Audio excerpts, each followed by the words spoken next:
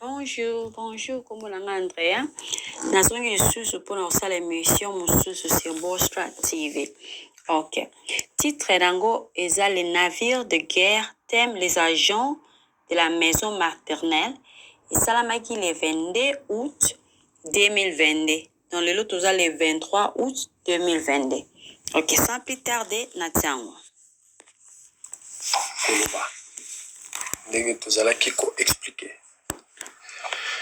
Donc tozotanga Bible na biso na livre ya Isaïe 34 texte tozwaki deuxième texte tozotanga verset 14 na verset 15. Isaïe 34 verset 14 na verset 15. Isaïe chapitre 34 14 à 15. Voilà. Les animaux du désert y rencontreront les chiens sauvages et les boucs s'y appelleront les uns les autres. Là, le spectre de la nuit aura sa demeure et trouvera son lieu de repos. Là, le serpent fera son nid, déposera ses œufs, les couvrira et recueillera ses petits à son ombre. Là se rassembleront tous les vautours. Bien-aimé, la texte Totukotanga. Ok. Nazol ngana pesa un peu explication sur texte oyo après na rotia surtout explication ya messi na bosani como bameko yeah messi bameko yeah. Ok, premièrement awa na tout c'est important ko comprendre chapitre mobimba awa prophète eza prophétie aux choses qui viendra. Donc na eza message pour toutes les nations. Donc, na verset 1 à verset 2, na verset 1 à verset 2, tout le temps on a contexte pour tout comprendre 14 na 15 wana. Na verset 1 balobi approchez nation pour entendre peuple, soyez attentifs, que la terre écoute. Elle est ce qu'il a rempli, le monde et tout ce qu'il produit. Car la colère de l'Éternel va fondre sur toutes les nations et sa fureur sur toutes leurs armées. Il les voue à l'extermination, il les livre au carnage. Waneza, verset 1. Ce qu'on a verset 4, nous avons sauté on a verset 4, parce que jugement futur. Jugement futur. La verset 4, toutes les armées de cieux c'est dessous. Les cieux sont roulés comme un livre et toutes leurs armées tombent, comme tombe la feuille de la vigne, comme tombe celle du figuier. Na stoppé na posé na noana. C'est que ceux qui totangi na verset 4 dans le beza sur jugement ou eza koya à futur. Jugement koya. Ce qu'on a verset 5 à verset 15, et le prophète Esaïe a prophétisé sur punition et destruction pour la Édom. Édom, tu es sa descendance et Esaü. Na anglais babengi Iso, na français j'espère eza Esaü. Esaü ou eza frère ya Jacob. Édom bazalaki toujours banguna ya nation israélite. Bayinaki makasi ba juif. Destruction ya Édom à partir ya verset 5 à 15. Destruction 5 à 15. Destruction ya Édom eza image ya ba oyo ba s'opposera na Nzambe pe ba s'opposera na bana ya Nzambe, c'est-à-dire ba chrétien ba né de nouveau. Ba oyo baza nano na Adam, esclave du péché, ba ko périr. Yango bibezo lobela biso yango image yango eza explication na verset 5 à verset 15. Nzambe ko punir Edom. Sikoyo na verset 10 na trouvé yango. Na verset 10 balobi awa elle ne s'éteindra. Oh, bazo lobela toujours Edom. Edom, bazo lobela na verset 5 à 15. Jugement na ye, destruction na ye. Et na destruction na ye, tout le monde a koto mususu. Ezo lobela biso pe destruction à venir. Tant que Christ a koya na gloire na ye, koya ko juger le monde. Parce qu'on a verset 10, balobi. Elle ne s'éteindra ni jour ni nuit. La fumée s'en élèvera éternellement, d'âge en âge. Elle sera désolée. À tout jamais, personne n'y passera. Ce que ce que passage yo, toqué rapidement na révélation, dans le livre de Souk, Apocalypse 14, verset 1, 11, et la même chose. Apocalypse 14, 11 et la fumée de leur tourment monte au siècle des siècles. Ils n'ont de repos ni jour ni nuit. Ceux qui adorent la bête et son image et quiconque reçoit la marque de son nom. Kotomoni awa eza parallèle na Ésaïe 34 verset 10. Donc, tu as bien premier verset na deuxième verset bazolo bela biso ni nyongo ko salama pour les nations. Na bungisi en bolimbisi. Il y a trouvé en ni nyongo ko salama pour les nations. Punition, approchez nations pour entendre, peuple soyez attentifs, que la terre écoute. Elle et ceux qui la remplissent, le monde et tous ceux qui produisent, car la colère de l'Éternel va fondre sur toute la terre. Et sa fumée, tu yebi ke bibi lobi ke nyonso tozo mona na se ko tumba mana moto. Si ko to yebi bien a verset à partir à 5 ti eza punition kako e ko yela ba Edom. Donc, dans Isaïe 34, verset 14 à 15, ndenge kaka na lobaka, eza important ya kotanga Bible na contexte. Contexte ya chapitre 14, eza message pour les nations. Donc, tout résumé yango. Eza important tanga chapitre mobimba, pe tout ça la résumé à chapitre 44 pour tout comprendre contexte nango. Tout résumé en gros parce que c'est très important. C'est très important et que loko ozo comprendre. Yo comprendre ya ba idée notée. Bible expliquera Bible.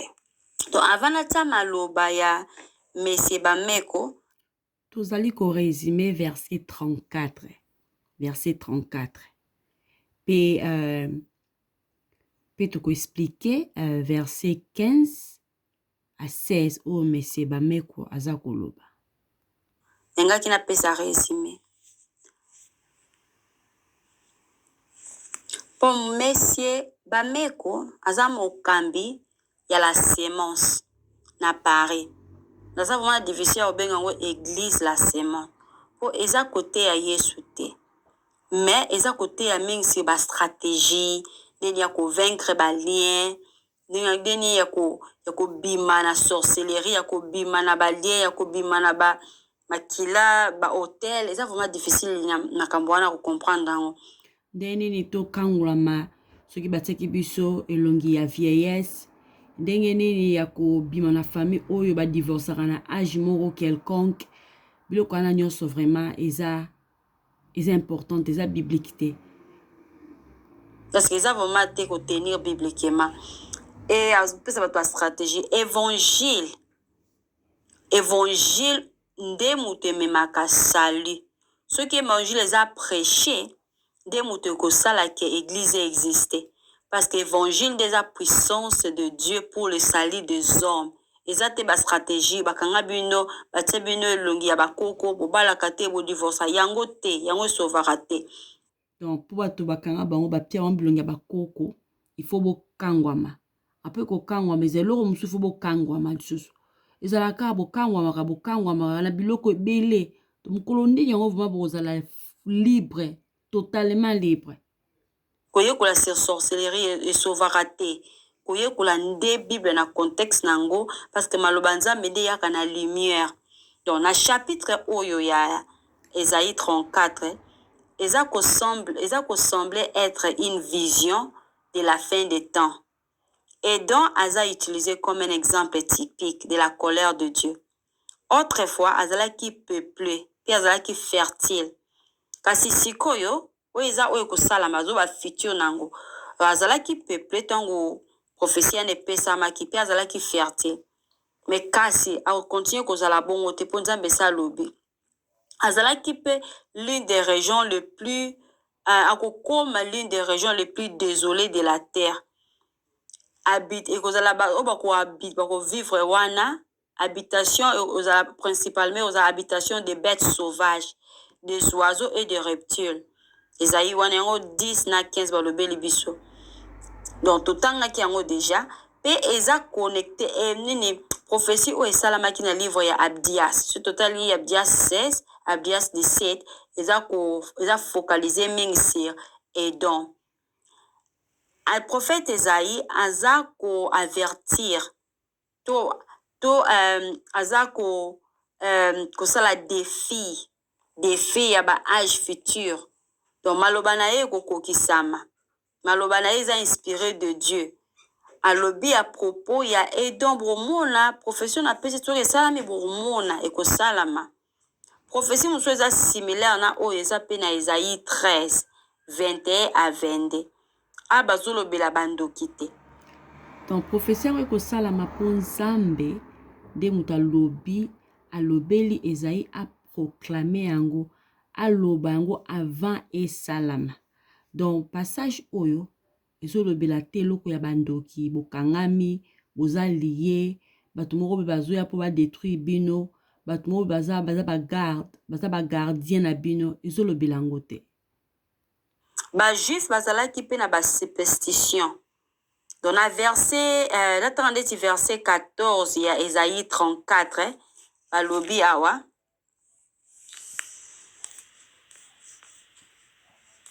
Bible lobi natanga eza pena difficile na français oyo mais natanga les animaux du désert y rencontreront les chiens sauvages et les boucs s'y appelleront les uns les autres là le spectre de la nuit aura sa demeure et trouvera son lieu de repos. Ce qu'on a version mosusu balobi awa là les bêtes donc c'est-à-dire ceux qui nzambe tango punition nzambe koya pays oyo ezalaki peuple ya ba Edom ekokoma désert bato bakozala lisusu te yango bato bakozala lisusu te wana nde ekokoma ke banyama bakoya kotrouver refuge esika wana yesu kwa balobi là les bêtes sauvages des déserts rencontreront les bêtes sauvages de îles et la chouette criera à sa campagne là même se posera l'eau frais et il trouvera les repos version sur ngana kende eza derby bible balobi là na sauté vers phrase ya suka nini ya phrase ya suka là aussi la Lilith se reposera et trouvera sa tranquille habitation siko ana beta c'était parce que ba juif pe bazali ko croire na ba superstition babila aussi la Lilith se reposera selon tradition ya ba juif selon traducteur ba juif bazalaki na ba superstition pe ebele lokwa pe toza nango awa pe moko na yango eza Lilith peut faire une référence à un démon mythique de la nuit mythique mais tozomona bible ezolobela biso sur condamnation pe jugement ya Edom parce que tolanda sikoyo papa bameko tota ndenge nini ya koexplike yango ndenge ya kotia bademon na kati ndenge ya kotia bondoki na kati akoloba même na contexte nango te eza texte moko très important et bien aimé eza texte oyo ezolakisa ndako esika oyo bagardien to mpe physiquement to mpe spirituellement bakoki kozala na esika bakoki kogarde ndako na but ya kogarde oyo tozobenga loi ya famille to te makila ya famille Alors, na texte. tomoni ke texte ezolobela biloko wana te ezolobela edon ezolobela jugement ya nzambe. Donc awa monsieur bameko abandi kotia baide na ye kaka mpona kosoutenir baenseignement na ye sur les agents de la maison maternelle. C'est dangereux. C'est prophétique parce que c'est le prophète Esaïe. Azako expliqué ma kambo azo expliqué. Alors na texte c'est prophétique parce que c'est le prophète Esaïe. Azako expliqué ma kambo azo expliqué. Bazo expliqué d'une manière spirituelle. Tant ba tanga ba vautour, tant ba tanga ba serpent, tant ba tanga ba nyama. En fait, le prophète ici a expliqué l'identité spirituelle. Oyo, yabatoyo, ndenge baza possession isika. Les animaux du désert, c'est l'esprit de la sorcellerie. Tant à lobby les animaux du désert, c'est l'esprit de la sorcellerie. Nani angwa lobby eza esprit à sorcellerie. Parce que Bible expliquait bien. Na baroba tant à la Bible, tant Nzambe azotinda Josué, na peuple israélite, ba kene ko conquérir Cana, to ba wuti na désert. Alobi na ko benga bango nyonso mbala moko te. Pour ceux qui na bengani bango nyonso mbala moko, banyama sauvage bakotonda wana. Dono longola bango malembe po banyama bazala te. Ceux qui sikane komi désert baza wana te, banyama bakozwa habitation na bango wana. Natanga ngo susu boyoka, natanga bien passage wana. OK. Exode 23 verset 28. Alobi j'enverrai les frelons devant toi, et ils chasseront loin de ta face les Éviennes, les Cananéennes et les Hétiennes. Je ne les chasserai pas en une seule année loin de ta face, de peur que le pays devienne un désert et que les bêtes des champs ne se multiplient contre toi. Et ça très clair. Et ça est le comment tu as sorcellerie. Et ça très clair. Ceux qui il y a un pays comme désert, banyama bakozwa refuge na bango esika wana. Et ça rien à sorcellerie. Mais c'est bameko azui passage oyo a sorcellerie na kati ke passage ezako ko signifier boy. C'est dangereux. C'est dangereux vraiment. L'esprit du désert, c'est la sorcellerie. Les chiens sauvages, le bouc, azanaba corne, empêchera mutu, oyo, a avancé. Nanya lobi que le bouc empêchera mutu a avancer. Eza Bible qui était. Nzambe prendra soin de la création na yenyoso. Bato même na banyama. C'est Dieu qui a créé les animaux. Bible lobi ton Nzambe a créé banyama. Ezala ibu. Ezala nyoka lobi tout ce que Dieu a créé ezala ki malamu. Ezala ki malamu. Donc Nzambe a sepelaka na banyama kelaka. Baza malamu. Ata banyama ngo aza impire to pire Nzambe mutakelaki bango. Banyama ne la kisite ki aza image ya sorcellerie to image apesi baide na ye. Les chiens sauvages, c'est la destruction, c'est la sorcellerie. Image ya mbwa par exemple, c'est loko moko eza impire. Eza impire.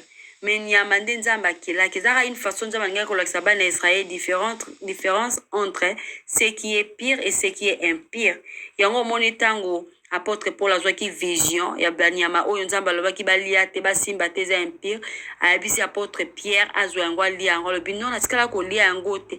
Nzambe moko lobi ce que nga na déclaré pire yo ki ko déclarer impire te. Ezali kaka image Nzambe azolakisela bato o eza impire na o eza pire. Pe ezaki pe image Nzambe akoleza pe Nzambe aza kolangisa bato ke biloko mosusu toki olia te eza bien te mpona santé na biso. Biloko mosusu eza bien te mpona santé na biso. Tozala prudent. Donc toki te koya na sorcellerie na biloko wana. Eza malamu te. Alingaki pa lakisa ke eloko eza saint na eloko eza sainte. Différence entre bao baza sanctifié, bao baza mis à part, non bao baza mis à part te. Et là qu'il les somme nene Nzambe azali kopesa biso. Pardon.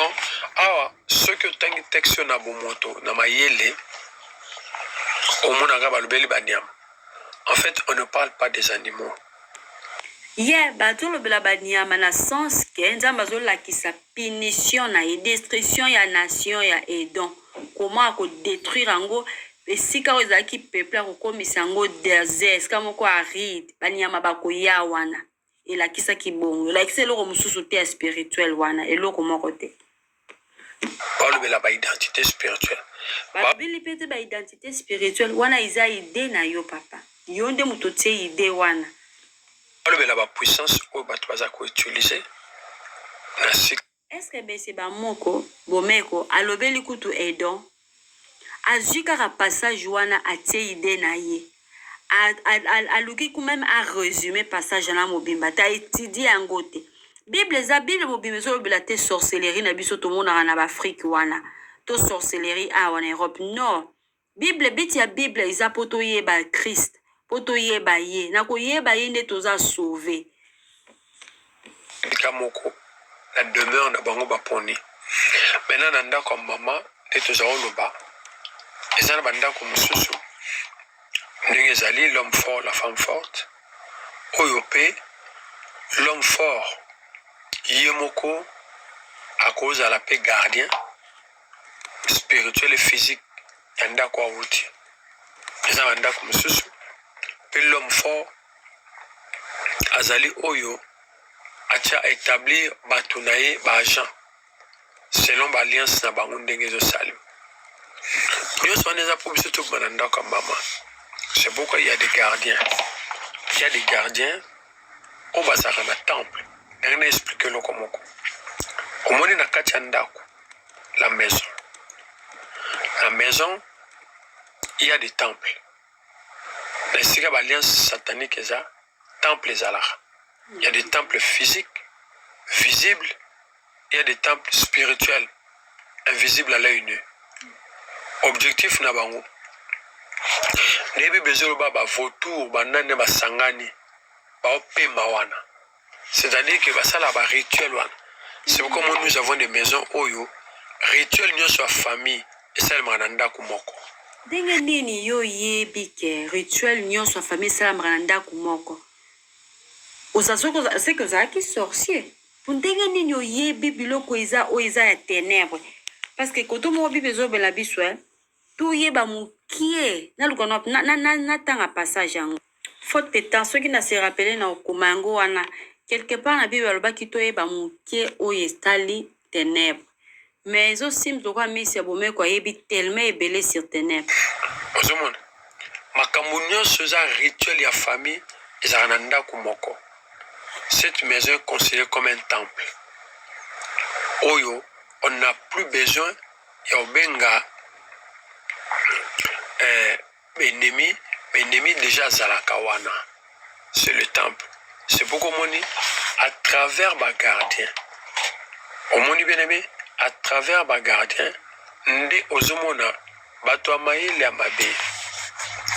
ya mabe baolobela biso sorcellerie positive c'est-à-dire que bango bakengelaka famille likambo mabe ya na famille te en d'autres termes soki moto abi aokengela famille soki aokengela yo aokengela nga so sikoyo nga nalingi na ngai yokengela nga te akombatre nga or moto akengelaka famille c'est un gardien omoni bien aimé un gardien tamosusu bato mosusu bakomprendraka langa question nange eza est-ce que eza important nga nayeba qu'il y a des gardiens oyo bakengelaka famille est-ce que c'est important na yeba eza yango important na yeba te epona nini parce que bible lobi oyo eza important nga na yeba parce que bible lobi na psaume 127 eza psaume ya Salomon alobi si l'Éternel ne bâtit la maison ceux qui la bâtissent travaillent en vain si l'Éternel ne garde la ville celui qui la garde veille en vain so soki moto ayebi singa eza na bagardien ya bandoki oyo babatelaka rôle na bango eza kobatela kogarder famille wana kana kokroire na mensonge wana te mpona yebi ke celui qui garde la ville ezalaka nzambe oyo bazosala ezala vrai te etali nga te nga la vérité maloba nzambe eza vérité lobi na ngai si l'Éternel ne garde la ville si l'Éternel ne garde la maison si l'Éternel ne garde ma vie c'est lui qui la garde veille en vain Si l'Éternel ne bâtit la maison, ceux qui la bâtissent travaillent en vain. Yango za vérité fongala tsana mutunanga. Nazana besoin de kolekisa ya ko apprendre, il y a ezana batu moko boye, baza ba sorcier ba garda kaka famille et ko salanga eloko moko te pona ebike, ezala vrai, ezala kuto bazo saleza en vain. Eza pene eza naza en Christ. Ce qui est solo, na kobanga te naza na nzambe. Nazala besoin te na yebaka banani yango, na détruisaka bango, na chassaka bango, na kanga bango, na brisaka bango, na tindela bango kake, na tindela bango. Nazana besoin ya ko waste ko gâcher ta na ngate. O eza important, eza la Bible me dit, si l'Éternel ne bâtit la maison, ceux qui la bâtissent travaillent en vain. C'est-à-dire confiance na nga eza na l'Éternel. Ton na ke kola na bi c'est l'Éternel qui me garde. Ce qui est dans l'amour, c'est l'Éternel qui a permis que je me réveille. C'est ça la vérité qui nous rendra libres. Mais ce que nous avons focalisé dans le mensonge. Ah, tu comme yango na lotaki ndoto aboye. Ah, yango loko boye kobelanga, c'est-à-dire au komi kota confiance que batu wana oyo baza ko garder bandoki na baza ko garder vie, famille na bino baza ko contrôler yo. Ce que longwe ba moko wana ba koyeba ko ko combattre yo. O komi ko tia foi na yo na mensonge. Or que foi na yo il faut à la base que c'est l'Éternel qui me garde. C'est l'Éternel qui est mon sauveur. C'est lui qui est mon protecteur. Ce que tient ou na pensée na yo, yon bibe lubi ke ba pensée na yo za régénérer, za renouveler na maloba nzambe. Peut-être ko lala pongi na yo ekozala na kimia. Ndenge bibe lubi na Proverbe 3. Natangango. Confiance na maloba nzambe eza très important. Dans la Proverbe 3 verset 24, Bible lobe le biso clair lobe, si tu te couches, tu seras sans crainte. Et quand tu seras couché, ton sommeil sera doux. Pour la nene, parce que tu as confiance non ensemble. Temo yoka ke bele sir bando ki boye ba garda kabino ba yaka koluka bino butu yango za kaula muki na butu ba niko chasser ba demozo sala boye pongi ne za douter parce que tu as confiance na yo na oyo zo yoka yango ba ndoto na bino eza influencer mais ce que tu as confiance na oyo parce que ngana za ki ko vivre na ko banga ngana za ko croire na ba esprit de mort. Mais ce qu'on a reposé la question, c'est quoi l'esprit des morts? Vous avez créé les esprits des morts. Parce que Bible le bien, biso to revivre une fois, to fera une fois. Après vient la mort. Après la mort, jugement de ye. Na yebi kevi na ngeza maboko nzambe. Ce qui nzamba lobi lelo za jour na nos jours sont comptés. Ce qui nzamba bi lelo jour na okufa lelo na okende. Ce qui nzamba ndia a permettre ngana vivre longtemps au bakisi ba jour za ba décision na ye. Asalaka nyonso azana contrôle na nyonso pe nyonso ye nunto a gouvernera nyonso ye sera lobi si tu te couches tu seras sans crainte pour na nyonso attend sans crainte parce que yende muto azako veille sur ta vie yende muto azako protéger yo et ce ko croire na vérité wana nde ko rendre yo libre ngazaka ko luku soki na lali na penser na si je dors jusqu'à 7h ou 8h esprit de mort et c'était réel. Donc, c'est parce que na quoi na mensonge on est comme vérité pour nanga. Et c'est un passage où yoton na tangi ango, na croire nango, ça fait déjà plus de 15 ans. Plus de 15 ans. Babilo comme esprit de mort oyo nazali ko croire oyo eza réel za ki réalité nazali ko croire nango ezalaka lisusu te ma prière na pongi nange ezalaka doux plus de 10 ans na telema na chasser ba démon parce que j'ai nazana confiance na nzambe et belé vous croyez au mensonge vous croyez na vérité te vous êtes vraiment lié vous êtes toujours ko banga bakanga kinga basala kinga boy lisez la Bible nga Jonathan o kindoki na ye eza pona okengi la famille non aza garde rôle na yangwana c'est un gardien c'est-à-dire okengi la famille makambo na bino nyonso eza na porte na ye soki alingi likambo wana esalema te osalema te parce que moto okengi la famille c'est pourquoi il est obligé alando partout azalano partout omoni bien aimé aolando partout Parce que ce sont des agents, Oyo, quand Balanda Batu, spirituellement, se déguiser dans la forme animale. En fait, c'est en fait la puissance na bango. Au monde a boité. Au yebe boité. Au monde bien aimé. Mais ce que va dire qu'on prier, on dit qu'on signe la révélation, et l'on va niama. Et comme ce que l'on a battu. Et comme ce que moto yebi. Et comme ce que Dieu s'en a pourquoi?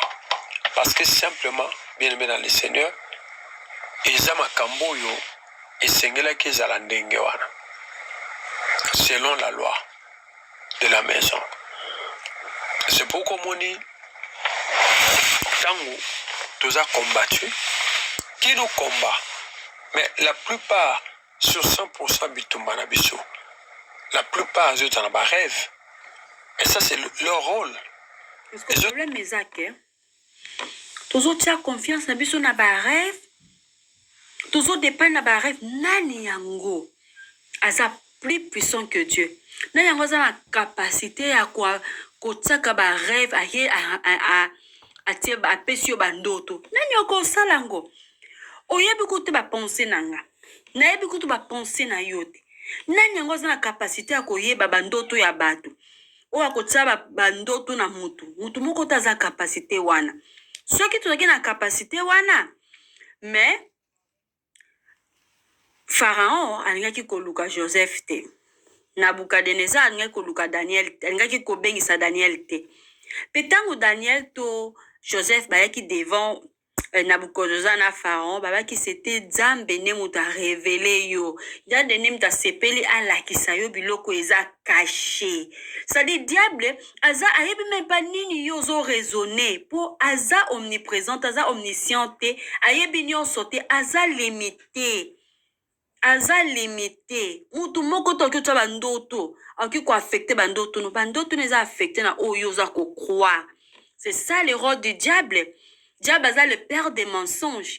Bible na ye ezali ennemi nera na lobaka. Tozala benemi. Ennemi ali boso eza nature pécheresse na yo. Ennemi ami baleza le diable. Aza ennemi na biso pola ni bit na ye eza biso tozala tofanda na masumu.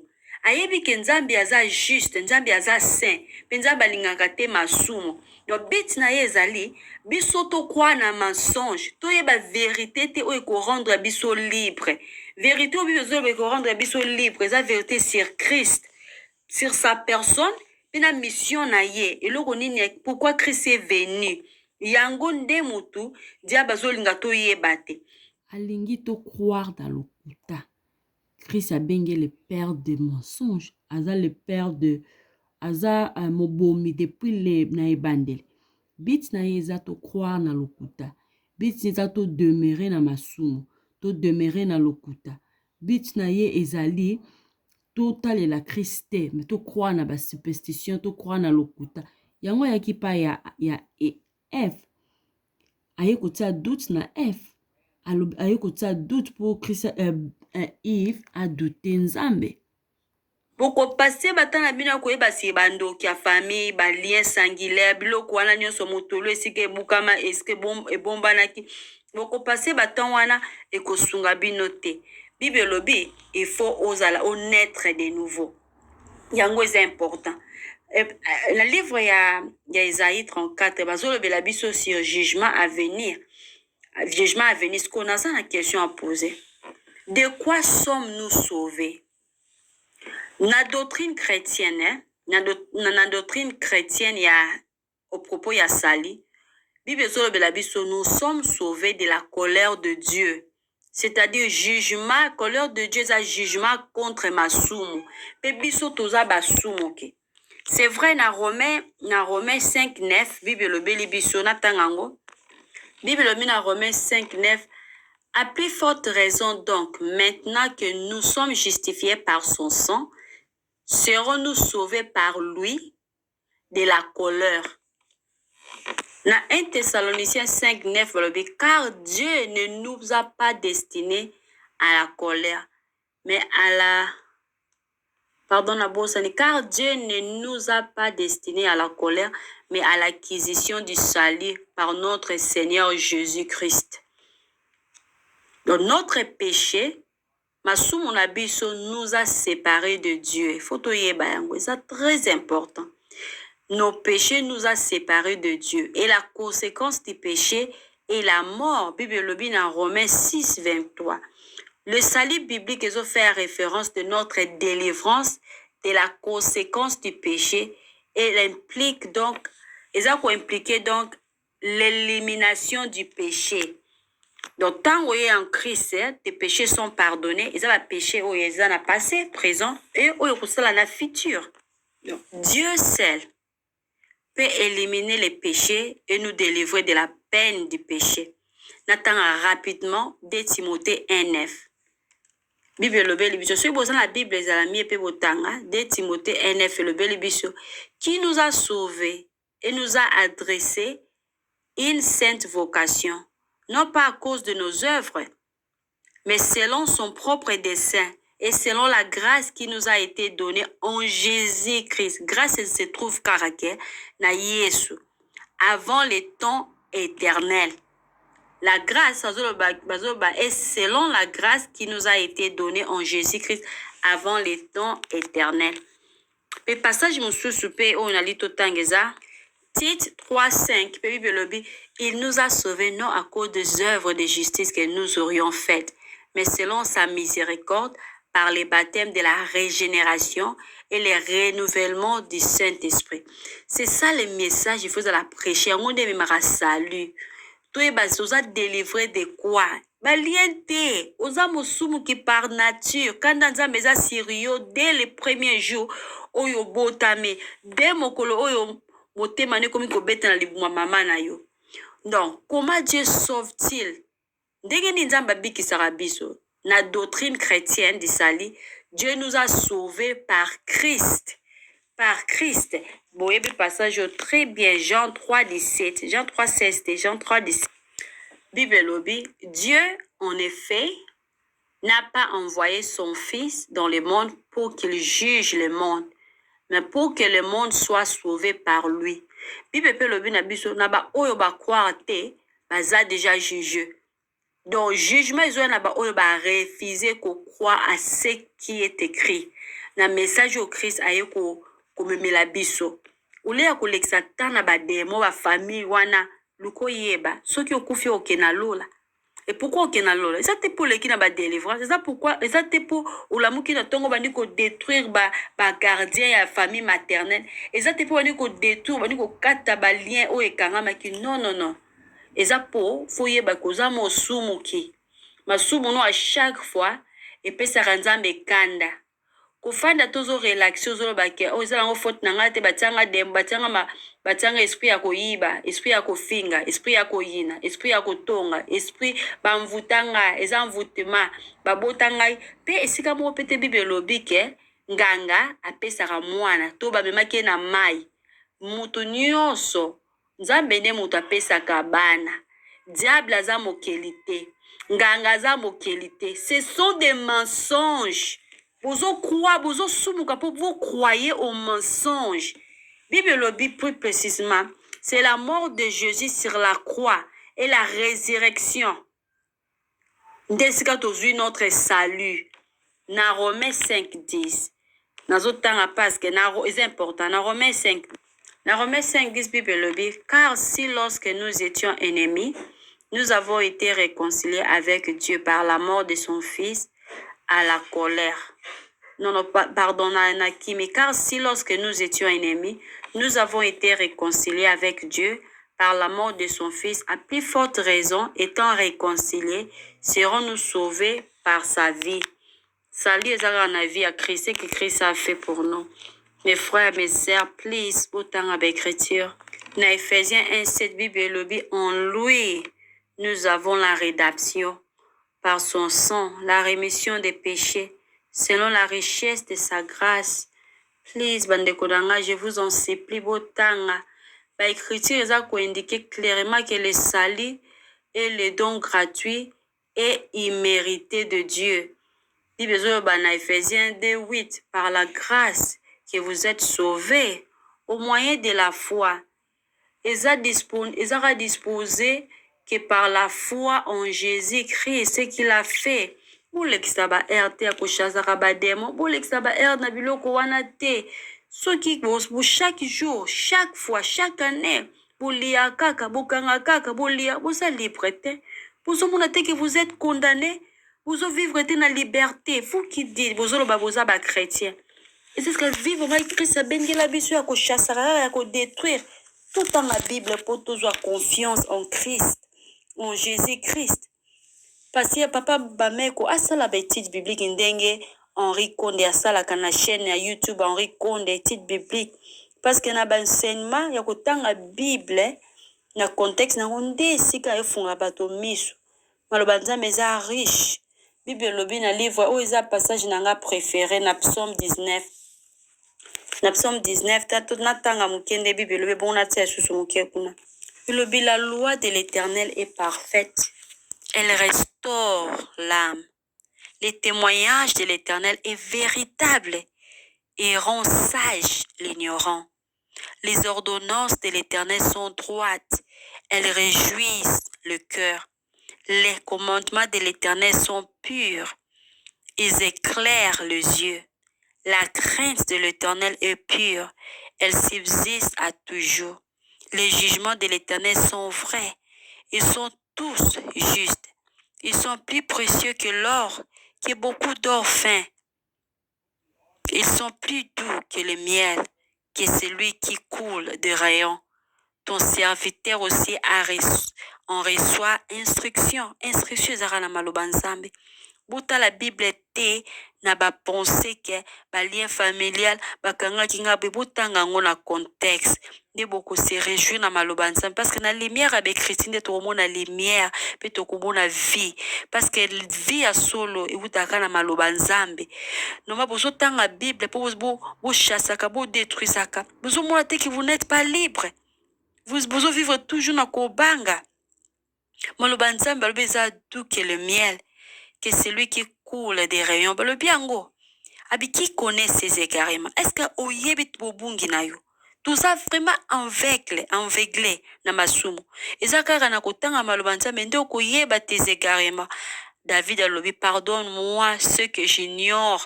Batebele boza ko ignorer vérité à maloba nzambe. Alobi préserve aussi ton serviteur des orgueilleux.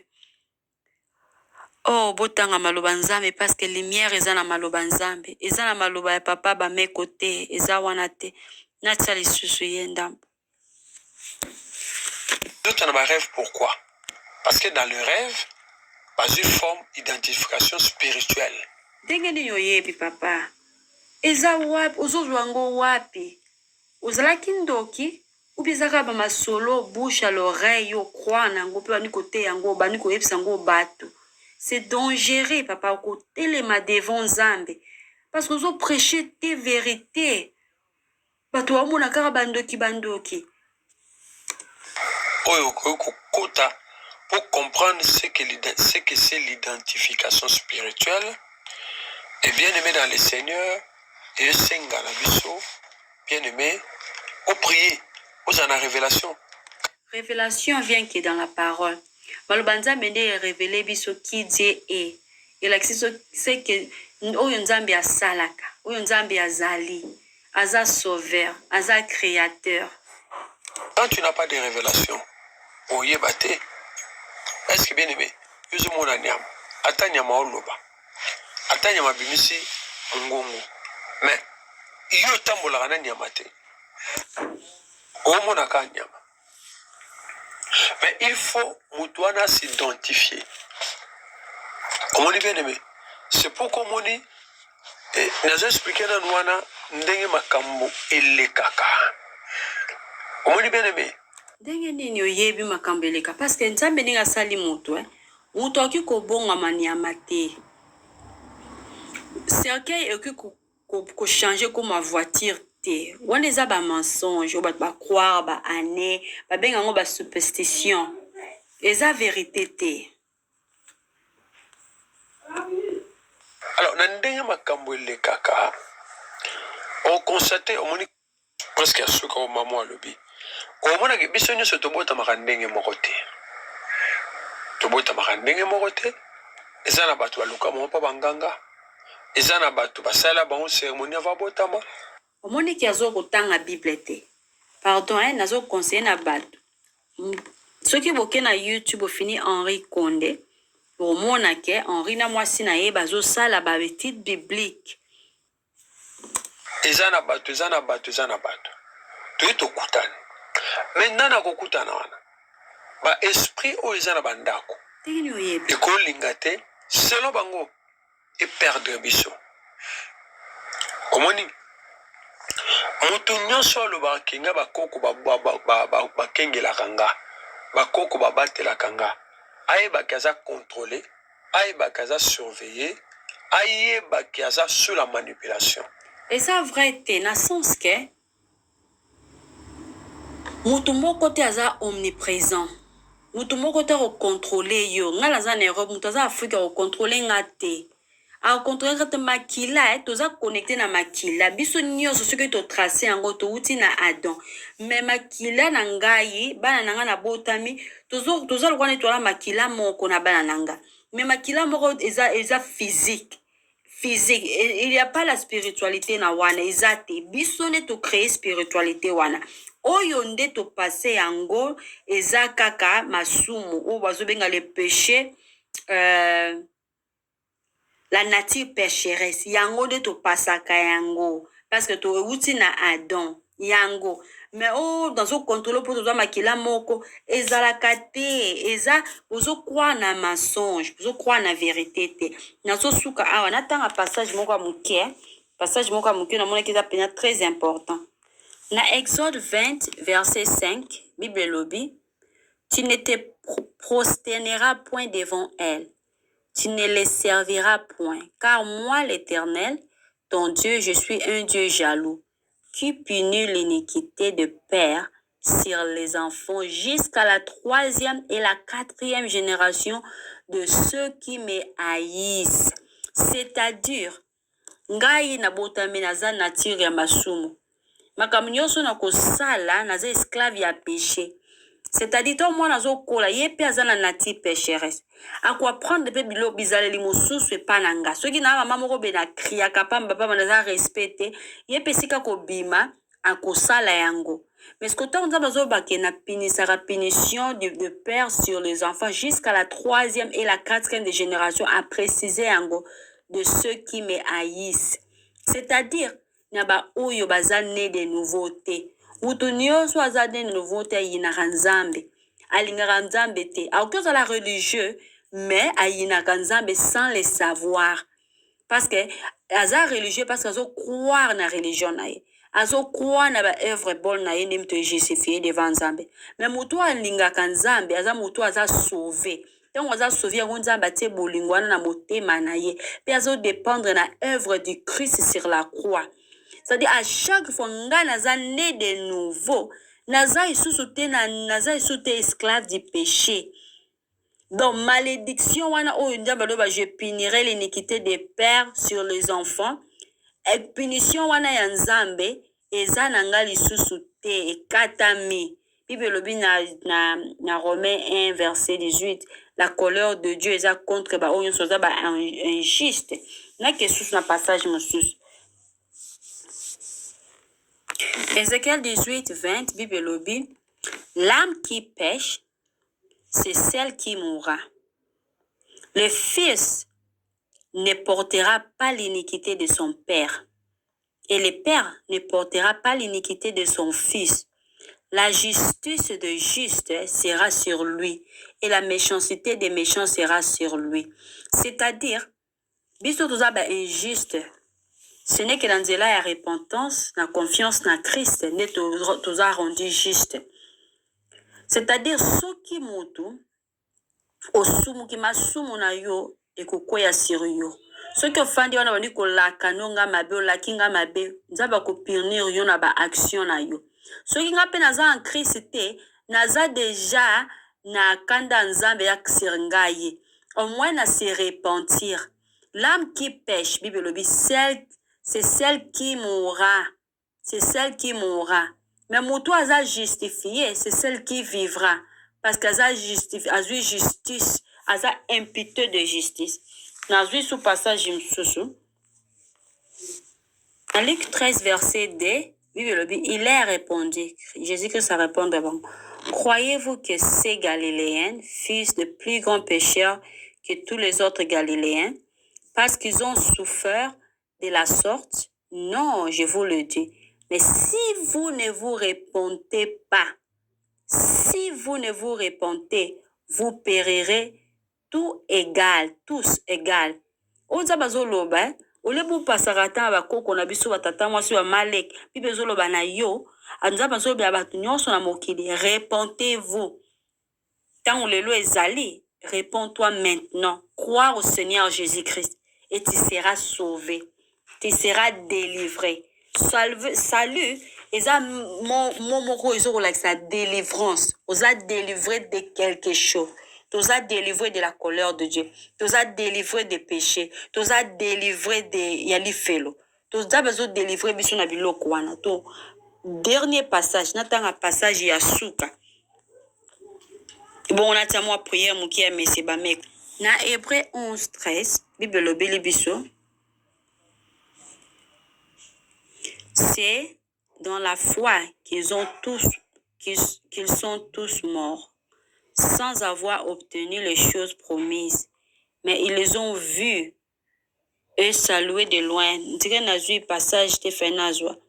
Te nazui bolimbisa. Nazui passage fallait nazwa te. Yango te nanga na lobela. Ezaki Jean 9:34. Jean 9:34 Bible lobeli biso. Tenir la puissance du feu, échappèrent dans la version oyo. Un peu compliqué. On éteint la force du feu, sont échappés du tranchant des épées. Les malades sont devenus vigoureux, se sont montrés forts dans la bataille et ont tourné en fuite des armées des étrangers. Bolimbi ça vraiment. Nazui passage mususu. Olenatsa Jean, nga nazoko tanga Hébreu toujours. Bolimbi c'est vraiment pour Nathan oyo. Eza Jean la tanga Hébreu les. Ok, Jean 9:34 est-ce qu'on a vu en. Il lui répondit, tu es né tout entier dans les péchés et tu nous enseignes. Il les chassèrent. C'est vrai, nous sommes tous nés dans les péchés. Malgré les pharisiens, ils ont acquisé avec les nous avons besoin de Christ pour notre salut. Donc, ceux qui vont suivre l'enseignement est bien. Et comme nous avons sali, bah faux enseignement et mabino kana masolo. Oh boyo kaiza masolo. Mais na lekisiang, na lexiang. Eze be. Parce que ça nakachanda kona yo, bien me bondelanza, nango bien aimé, mais ça c'est quelle vie? Comment dit bien aimé? Ça c'est quelle vie? Donc, et ça parce que tout nous kanzam, ya wanzambe ko bien aimé. Ngal nakamwa, comment dit batu mususu, ba makamsu ba pasi musu mutu amona, batu wa pekse ko sambela te. Ozo ka de mutu fa sambela. Lekini azo mona akena nzela. Tata mwasi ni basala kanaye. Mais azana mbon bien aimé. Nga kama watu si yoza jeune mama boy, jeune papa. Wakisi boy po anini. Pour misala mabe yo mtu za jeune boy. Combien ça venir pourquoi? Donc prière par révélation comme clair. Ayape physiquement. Ayabisa bana ba neveu na ye. Omoni ndenge za ngana bino to za mwasi na mbala. Boko balate. Ndenge to za boy. Bien aimé batu baya normal. Abingam na garda kabino. Na soka bino pa maman na bino pambate. Papa na bino ayebi na déplacer pambate. Comment il vit? Ce qu'il fallait mutabima. Il fallait prier. On et si comme na no fono lukanzambe. Ba garder banda ko baza bongo. Yo ko mona ke pasi na mo neza mutu tel. Soka mutu wakengela zana. C'est-à-dire que dans un moment où, quand tu veux faire ce qui est bon, il y a des découragés. Mais tu sens quand tu n'as que, comme nous découragés, il y a un moment dans la famille, monsieur Sou, on m'a dit que dans la musique azate, Soko bandu kenika musika bandu kene musika pa. Aye stop. Abandi ko détruire biloko nyoso zanango. Et bien aimé, c'est comme ça ma famille zobeba. Satan a kota na ba famille. Satan avanda awa. Avanda na ba mabota. Avanda na ba famille. Yango to sambela. Bandeko lata kanda isan. Naloba na otala bien mais so mo sambela bien. Lata kanda isan. Ko sambela kana ennemi to ko ça c'est liseki. Ozomon. Omoni to kana tamuke, c'est le navire de guerre. On est en sambela. Vraiment bien aimé. L'enseignement oh makamboze belé. Mais sur le mot sambela, ndeko sambela bien. Sambela. Ko sambela bien zara kozala en Christ. Eza koyeba maloba nzambe pour sambela selon ce qui est écrit. Mais on a un moment où tu as prié, si tu as besoin de téléphone, si tu as besoin de prière, tu as besoin de solo, il faut ce sola. Il faut ce sola. Mais elle a prié à Yango. Il y a besoin de sola. On a distraction. Et si tu as distrait pendant la prière, fais attention à toi. Oui, dans la prière, appelle les athées, les solos les athées. Parce qu'ils ont un cambo esprit. Parfois, nous avons parents. Comment bien aimé? Bisonio se trouve baraté. Ah oui, bien aimé. Oui. Combien on a la minute de la prière? Eh, mais tu me dis que tu as pas mon au moins, téléphone est sonné. Ah! Papa, maman. Je suis en minute, tu as une vie de guerre. Au moins, on a en pleine prière, amen, et midi, téléphone, je sonne. Et Kambouni, ni tous en prière. Au moins, c'est comme un Kambongo. Au lieu de tout temps, tout le monde a tout sambela, tout se distraire. Kola pambola, kola batela, a gardien fort kweya, a kokweya. Tobandi kolobana nzambe merci. Kumama na yoko, netolama na yo papa, yonde nzambe na nguya. Yo bongwa na kate au nom de Jésus-Christ. Bien-aimé bonde la nzambe, bien-aimé bonde la nkolo, moto moko asambe, nalingo bonde la nzambe, nalingo bonde la mokonzi, ozanzambe na nguya, yo bongwa na kate au nom de Jésus-Christ. Kumama na yo lelo, ndeko moko bonde la, bien-aimé sambela, nalingo bonde la nzambe, le ban nkolo merci, il est le Dieu tout-puissant, l'incomparable à lui, dans les cieux sur la terre. Et sous la terre, yango tozo bonde.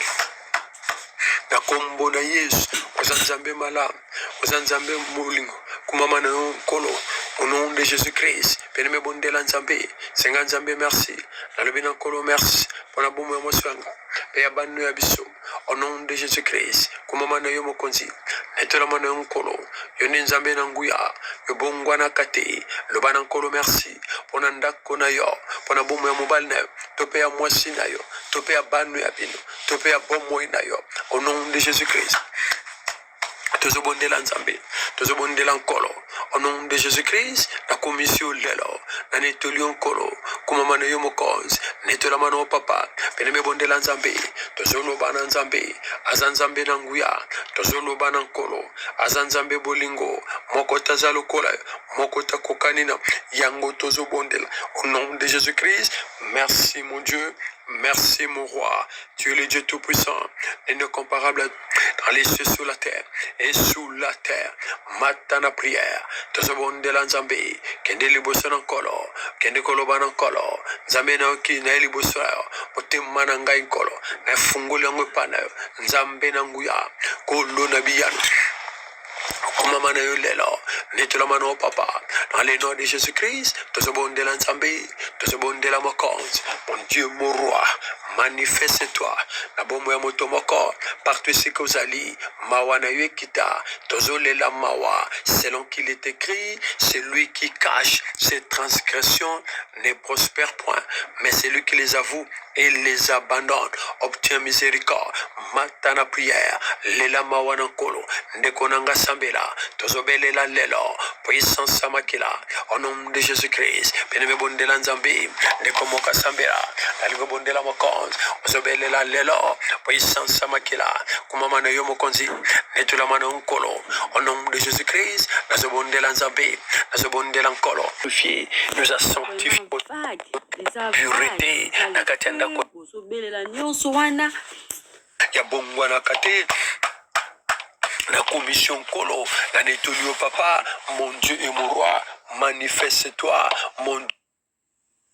Yamba kake, la commission Kolo, nous a déclaré l'élo, kake na yu kita, eki ne ko panza, gardien nyosoto, oya zana ndako mama, oya zana ndako papa, oya bazana temple démoniaque, yandako tatana mama.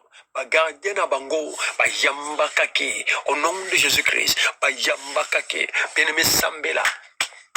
Donc, au moment où il y a imagination ya moto, ko belela moto kake pe bandoki wana soit disant bandoki baza bato.